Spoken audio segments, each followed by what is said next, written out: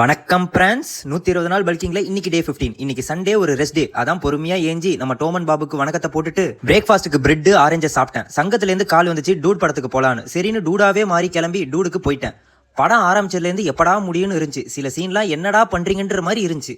ரைட்டுன்னு படத்தை முடிச்சுட்டு ஆரம்பத்துல வர தலை மாதிரியே ஒரு என்ட்ரியை போட்டுட்டு மால்ல இருக்க மேக்ஸ்லயே ட்ரெஸ் சேஞ்ச் பண்ணிட்டேன். பிகாஸ் இன்னைக்கு சண்டே ரன்டே, ஒரு 10K ரன் இருக்கு. வண்டியை டைரக்டா பீச்சுக்கு விட்டாச்சு.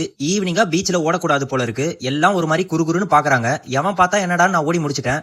கடைசியா கடல் அலைகளுக்கெல்லாம் ஒரு விசிட்ட போட்டுட்டு கிளம்பிட்டேன். நெக்ஸ்ட் எங்கடான்னு கேட்டா ஓடி முடிச்ச கையோட சஷ்டின்னு கோவிலுக்கு கூட்டின்னு போயிட்டாங்க. அங்க போய் அர்ச்சனை பண்ண எல்லா இன்கிரீடியன்ஸும் வாங்கிட்டு விளக்கேத்த ஆரம்பிச்சிட்டாங்க. எனக்கும் ஒரு விளக்கு கொடுங்கன்னு சொன்னா தரமாட்டேன்னு சொல்லிட்டாங்க. சரின்னு நம்ம தனியா குமுதா ஹாப்பி அண்ணாச்சின்னு ஒரு விளக்கை ஏத்திட்டு சாமி தரிசனத்துக்கு போயிட்டோம். வீடியோ பாக்குற எல்லாரும் கையெடுத்து கும்பிட்டுக்கோங்க.